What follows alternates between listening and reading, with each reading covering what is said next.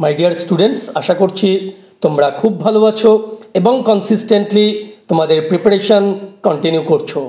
তো আজকে থাম্বনেল এবং টাইটেল দেখেছো, পশ্চিমবঙ্গে পঞ্চায়েত নিয়োগ। তো গত দুদিন ধরে, এবং দুদিন বলবো না, প্রায় 3-4 দিন আগে থেকেই এই পঞ্চায়েত নিয়োগ নিয়েও কিন্তু প্রচুর এই সোশ্যাল মিডিয়াতে আলোচনা হচ্ছে। তো প্রচুর স্টুডেন্ট, প্রচুর আমার সাবস্ক্রাইবার আমাকে ফোন করছে এবং তারা মেসেজ করছে যে স্যার নোটিফিকেশান তো এখনও, নোটিফিকেশান কোথায় পাবো, আদৌ কি নোটিফিকেশান পাবলিশ হয়েছে? কেননা বেশ কিছু জায়গায় আমি থাম্বনেল দেখছি যে নতুন বিজ্ঞপ্তি প্রকাশিত। অ্যাকচুয়ালি বিষয়টা নিয়ে তোমাদের একটু বলি। দেখো, তো প্রায় সপ্তাহখানেক আগে একটা গভর্নমেন্টের একটা মেমো বেরিয়েছিল। সেখানে গভর্নরের একটা কনসেন্ট ছিল যে গ্রাম পঞ্চায়েত, পঞ্চায়েত সমিতি এবং জেলা পরিষদ, এই তিনটে স্তরে টোটাল 6,600+ ভ্যাকান্সিতে বিভিন্ন পদে নিয়োগ হবে। সেটা গভর্নর অ্যাকসেপ্ট করেছে এবং সেই মোতাবেক ডিএলএসসিকে কিন্তু স্টেপ নিতে বলা হয়েছে।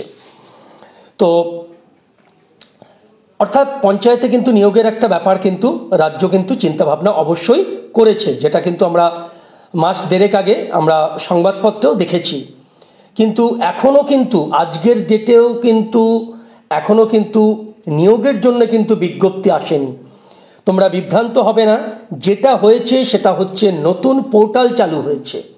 নতুন পোর্টালে তোমরা সমস্ত যে পদগুলো আছে, বিভিন্ন পদ, নির্মাণ সহায়ক, তারপরে lower division assistant, data entry operator, আরও যে পদগুলো আছে টোটাল বিভিন্ন পদে কি কি যোগ্যতা লাগবে এবং সিলেবাস কি কি আছে সেটা কিন্তু আপলোড হয়েছে। তো আজকের এই ভিডিওতে আমি সেই নতুন পোর্টাল তোমরা কিভাবে দেখবে এবং পোর্টালে গিয়ে কিভাবে বিভিন্ন পদগুলো দেখবে, পদের সিলেবাসগুলো দেখবে, যোগ্যতা দেখবে, বয়সসীমা দেখবে, সেইগুলো তোমাদের আমি শেয়ার করব। তার সাথে এই যে সিলেবাস দিয়েছে 85 নম্বরের পরীক্ষা, এই 85 নম্বরের পরীক্ষার ওপরে আমাদের যে স্টাডি মেটেরিয়াল প্রোভাইড করছি সেইটাও কিন্তু আজকে আমি আলোচনা করে দেব। তো চলো বিস্তারিত বলবো, পুরো ভিডিওটাই গুরুত্বপূর্ণ, তোমরা সাথে থাকো, মিস করবে না। শুরু করার আগে প্লিজ একটাই রিকোয়েস্ট, চ্যানেলে নতুন হলে অতি অবশ্যই সাবস্ক্রাইব করে পাশে অল নোটিফিকেশান অন করে রেখো। দেখো, এইটা হচ্ছে গভর্নমেন্ট অফ ওয়েস্ট বেঙ্গলের পঞ্চায়েত অ্যান্ড রুরাল ডেভেলপমেন্ট ডিপার্টমেন্টের 27শে ফেব্রুয়ারির একটা নোটিফিকেশান। এখানে কিন্তু রিক্রুটমেন্ট নোটিফিকেশান না, অর্থাৎ এই নোটিফিকেশানে বলা হলো যে পশ্চিমবঙ্গের যে ত্রিস্তরীয় পঞ্চায়েতি রাজ ব্যবস্থা আছে, এখানে বিভিন্ন পদে নিয়োগের জন্যে গভর্নর ডিরেকশান দিচ্ছে ডিএলএসসিকে। বিভিন্ন ডিস্ট্রিক্টের যে ডিস্ট্রিক্ট লেভেল সিলেকশন কমিটি আছে, ইনক্লুডিং দার্জিলিং অ্যান্ড কালিম্পং, তাদেরকেও ডিরেকশান দিচ্ছে যাতে স্ট্রিক্ট অ্যাকশান নেওয়া হয় রিক্রুটমেন্টের জন্যে। এবং সেই মোতাবেক কিন্তু secretary government of West Bengal এটা ইস্যু করেছে। এটা কিন্তু গভর্নরের কনসেন্ট মোতাবেক, ঠিক আছে? অর্থাৎ গভর্নরের কিন্তু এখানে অ্যাকনলেজমেন্ট আছে। এরপরে ডিএলএসসি এটাকে শুরু করবে এবং এটা সেন্ট্রালাইজড একটা সিস্টেম হবে। এই সেন্ট্রালাইজড সিস্টেমে কত ভ্যাকান্সি আছে সেটাও কিন্তু এই নোটিফিকেশানে আছে। দেখো, বাঁকুড়াতে গ্রাম পঞ্চায়েতে 541টা ভ্যাকান্সি, পঞ্চায়েত সমিতিতে 36টা ভ্যাকান্সি এবং জেলা পরিষদে 30টা ভ্যাকান্সি। এবং দেখো, এই যে গ্রাম পঞ্চায়েতে কি কি পদে নিয়োগ হবে সেটাও কিন্তু দিয়ে দিয়েছে এই নোটিফিকেশানে, ঠিক আছে? এরপরে যেটা নতুন ফ্রেশ আপডেট, সেটা হচ্ছে নতুন পোর্টাল চালু হয়েছে। সেই পোর্টালটা একবার তোমাদের সঙ্গে আমি শেয়ার করছি। আর এই যে নোটিফিকেশানটা যেটা নাকি গভর্নরের ডিরেকশান আছে, গভর্নর ডিরেকশান দিচ্ছে সমস্ত ডিএলএসসিকে, এই নোটিফিকেশানটা আমাদের টেলিগ্রাম চ্যানেলে আমি আপলোড করে দিচ্ছি। তোমরা ভ্যাকান্সিগুলো একবার দেখে নিও, তোমার জেলায় কি কি আছে। আর অবশ্যই কমেন্ট করতে ভুল করো না তুমি কোন জেলায় বিলং করছো, ঠিক আছে? তো এটা আমাদের টেলিগ্রাম চ্যানেলে পেয়ে যাবে। টেলিগ্রাম চ্যানেলের লিঙ্ক এই ভিডিও ডেসক্রিপশানে পাচ্ছ। তো চলো আমরা নতুন পোর্টালে চলে যাই। তো দেখো, এই হচ্ছে পঞ্চায়েত রিক্রুটমেন্টের জন্য নতুন পোর্টাল। তোমরা ক্রোম ব্রাউজারে এসে তোমরা লিখবে PRMS.in, অর্থাৎ West Bengal panchayat recruitment management system. এটাই হচ্ছে নতুন পোর্টাল চালু হয়েছে সেন্ট্রালাইজড রিক্রুটমেন্টের জন্যে। তো এখানে এই ড্যাশবোর্ডে আমরা ক্লিক করব। এখানে গিয়ে যদি আমরা নোটিশ বোর্ডে যাই তাহলে দেখো কি আসছে। এই নোটিশ বোর্ডে গেলে কিন্তু আসছে নাথিং পাবলিশড ইয়েট, অর্থাৎ কোনো রকম নোটিফিকেশান রিক্রুটমেন্টের জন্য কিন্তু এখনও পাবলিশ হয়নি। তবে কি পাবলিশ হলো একবার দেখে নিই। এখান থেকে দেখো ক্যান্ডিডেট গাইডেন্সে গিয়ে আমরা যদি লিস্ট অফ পোস্টে যাই, লিস্ট অফ পোস্টে গেলে কিন্তু আমরা প্রত্যেকটা পোস্ট দেখতে পাবো এক্সিকিউটিভ অ্যাসিস্ট্যান্ট অফ গ্রাম পঞ্চায়েত, এবং প্রত্যেকটা পোস্টের সাথে একটা করে হলুদ রঙের অ্যাটাচমেন্ট আছে। সেই অ্যাটাচমেন্ট ক্লিক করলেই কিন্তু তোমরা ডিরেক্ট এই পদের কি যোগ্যতা লাগবে, বয়সসীমা এবং সিলেবাস টোটালটা পাবে, মাইনে কত সেটাও কিন্তু তোমরা পেয়ে যাবে। দেখো এই যে এক্সিকিউটিভ অ্যাসিস্ট্যান্ট অফ গ্রাম পঞ্চায়েত, এখানে বয়স হচ্ছে 18 থেকে 40 বছর, শিডিউল কাস্ট শিডিউল ট্রাইবের জন্য 45 বছর। স্কেল অফ পে 9 নম্বর স্কেলে বেতন দেবে 28,900 থেকে 74,500। তো এখানে দেখো তোমাকে ব্যাচেলার্স ডিগ্রি থাকতে হবে, ডিপ্লোমা ইন কম্পিউটার অ্যাপ্লিকেশনও থাকতে হবে কোনো স্বীকৃত ইনস্টিটিউট থেকে।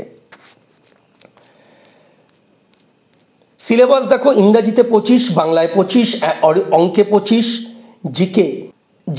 জিকেতে 10 নাম্বার আছে। তো এই টোটাল হচ্ছে 85 নাম্বারের পরীক্ষা, তারপরে ইন্টারভিউ। তো এইটা গেল হচ্ছে আমাদের এক্সিকিউটিভ অ্যাসিস্ট্যান্ট। এবারে আমরা ব্যাক করে যাই। ব্যাক করে যদি আমরা পঞ্চায়েত কর্মীতে ক্লিক করি সেখানেও কিন্তু অ্যাটাচমেন্ট আমরা পেয়ে যাব। সেই অ্যাটাচমেন্টে গিয়ে আমরা যদি চেক করি, এখানে ক্লাস 8 পাস যোগ্যতা চেয়েছে অথবা সেকেন্ডারি।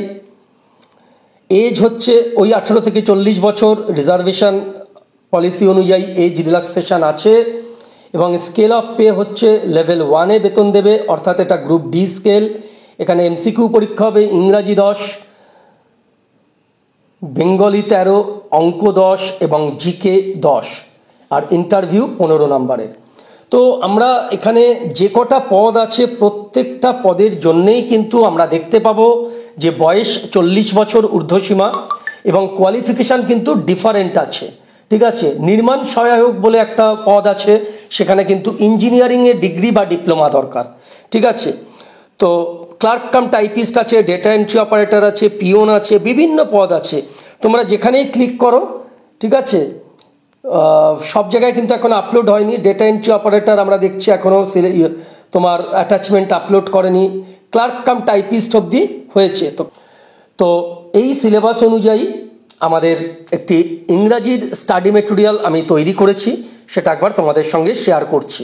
তার আগে আমি বলবো, এই যে আবেদন প্রক্রিয়া, এই আবেদন প্রক্রিয়া আমার কাছে যতটা তথ্য আছে সেটা হচ্ছে ভোট যদি তাড়াতাড়ি অ্যানাউন্স হয়ে যায় তাহলে কিন্তু পুরো প্রক্রিয়াটা একটু পিছিয়ে যাবে।